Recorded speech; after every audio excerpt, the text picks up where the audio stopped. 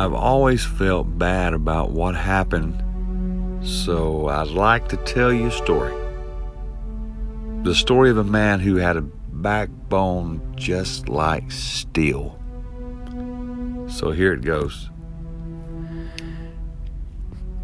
This man's name was George, and he lived in the mountains of the area of Flagstaff, Arizona, and he went out into the woods every weekend just to get away from it all.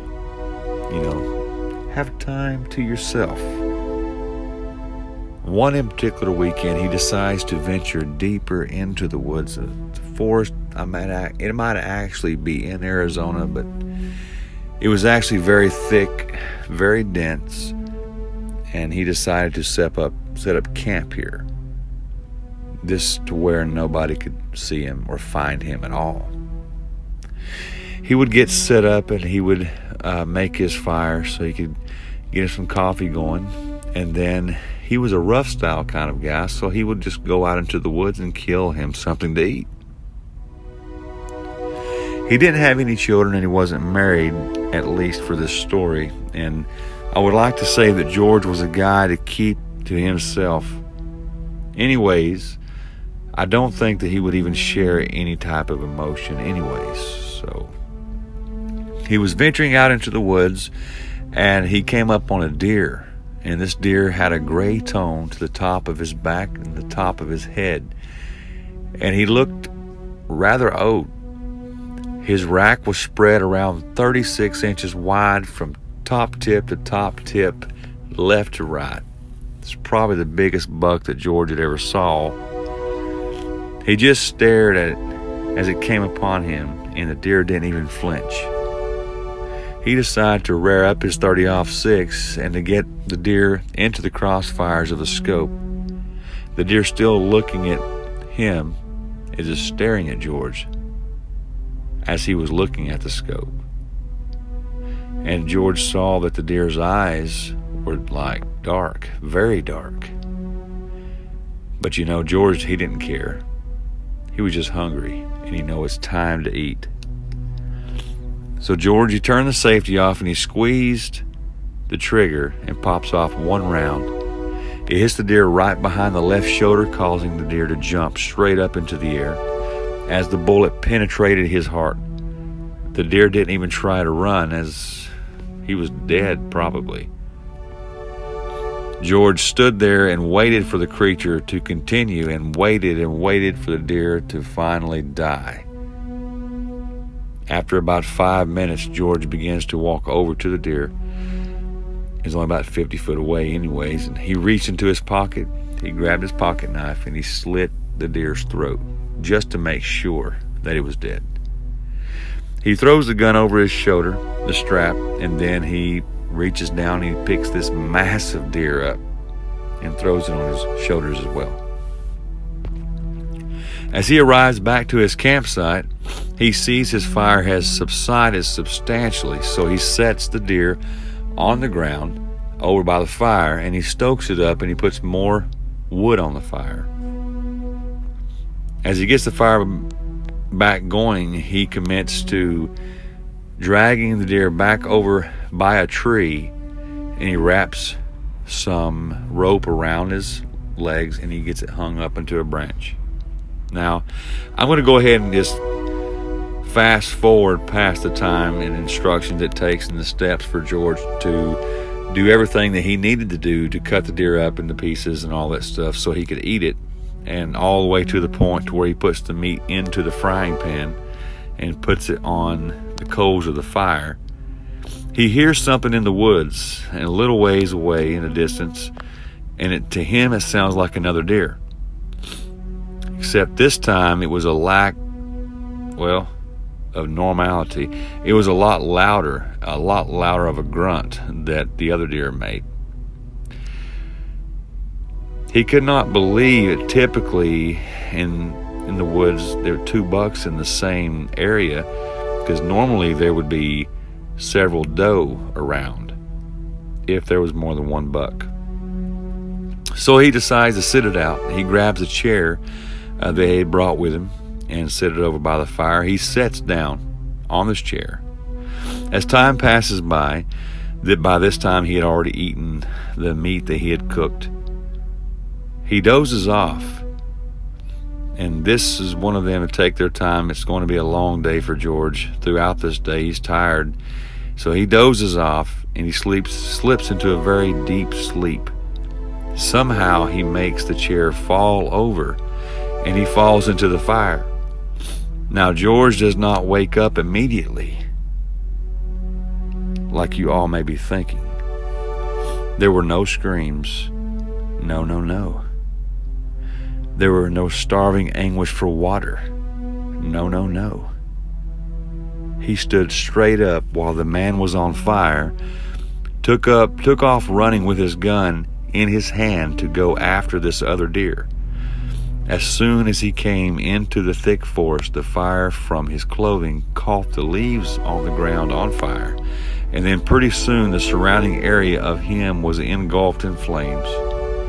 He had nowhere to go. As he was standing there, he decided at this point, what is happening? He's fully awake now. By the way, he lays on the ground directly underneath him and rolls around and gets the flames that's on his clothing to go out. He stands up, and now, because of the fire is actually spreading very quickly, first thing he tells himself is he needs to get back to his pickup truck to get help. But while he is engulfed in these flames that's around him, for some reason loses his sense of direction, which is not normal for George. He decides to take off through the part of the fire that's directly in front of him, and then hopefully he will get his bearings back as he is continuing to walk briskly. Eventually, into a full run, he makes it back to his pickup truck, but before he can get any closer, the deer that he heard, essentially griping at him, was standing by his driver's side door with his legs kind of spread out awkwardly. As he was getting ready to attack, George somehow lost his gun in the running towards his truck, and the deer at this point, he took off running towards George, and tried to ram him. George took off the same time and was trying to run into a circle and then jumped up to his truck, and the deer followed. As the deer jumped into the bed of his truck, George was able to get into the truck and lock the door. Now, don't ask me why he locked the door, but the deer was able to bust through the glass of the back window of the pickup anyway. So George then runs back out of his truck, standing probably 50 to 60 feet away from it, and then remembers that he didn't actually bring the gun with him back into the woods. He must have dropped it somewhere. So he starts running back towards his camp, and by that time that he makes it back to the camp, it's also engulfed in flames and everything is burning. The only thing he has in his truck is his truck. So he, there again, is going back towards it, but he's looking around for something to protect himself, and he finds a huge rock. He finds a large stick, and then of course he's got his pocket knife still in his pocket.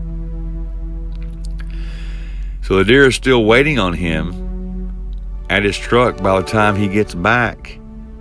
And at this point, George decides to throw the stick like a spear, and he misses the deer completely. The deer grunts to him, and this time George charges the deer and tries to throw the rock at him, but he just grazes him. At this point, guys, George is tired of this damn deer. George somehow managed to jump on top of the other deer, and he grabs his knife and he tries to get the knife open that he has, and he tries to slit his throat, and the deer had other plans. The deer actually somehow got his antlers, like he caught George's coveralls and flipped him over and onto the ground. So George is laying on the ground, and the deer comes charging after him. And at that very second, the deer thought that he was going to, I guess, stab George with his antlers. George moves out of the way. The deer's antlers stab into the ground.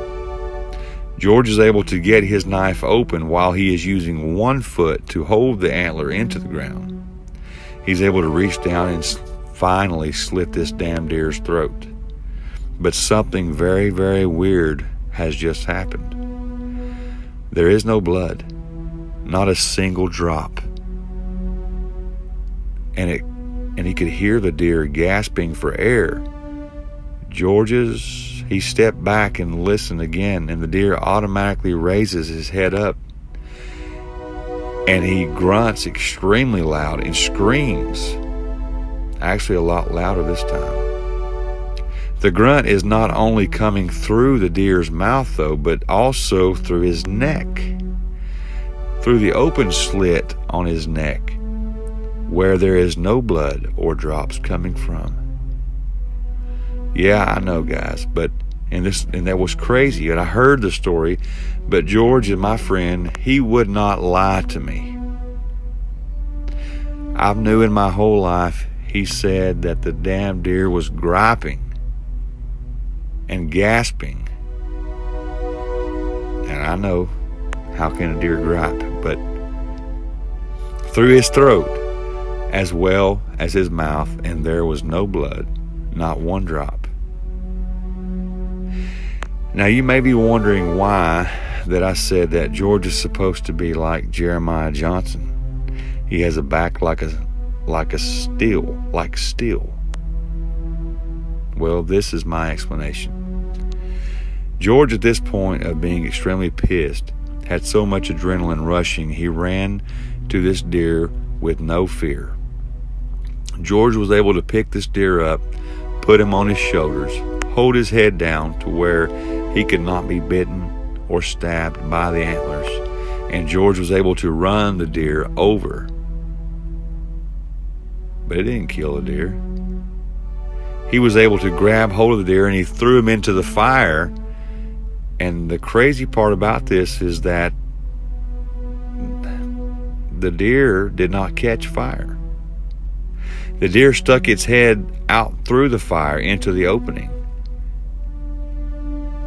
and began to grunt and scream again. Now, George is ready to get out of this 8th level of hell. He begins to run towards his truck. He gets in and he drives away, and he hears a very loud grunt. He stops his truck and then looks out of his window, and he could see the deer, his head sticking out of the flames still. And the head was not exactly on fire. The deer is just grunting. And he looks back in the right direction, and he's driving, and his gun is still nowhere to be found. He pushes the pedal to the metal. It does not stop until he's back to the interstate. At this point, after driving a while, he finally gets back home and decides that he may need to go to therapy or a psychiatrist or something. So for the night, he just gets him a bottle of Jack, gets some Coke, put 2 and 2 together, and goes to bed. Except the next morning, when he wakes up, he heard a noise. And it was the grunting noise. No screams, but just a grunt. And then all of a sudden, George wakes up. Now, we all know in this story that he only fell asleep once, but this screaming deer was actually a dream. His dream was eventually at some point interpreted to him by a doctor, and the doctor interpreted it that it felt like the dream meant that it was the deer suffering that he had shot during his hunt. and decided to cook it and eat it. So George decided to take a vacation from camping and hunting for a while and to continue to get help.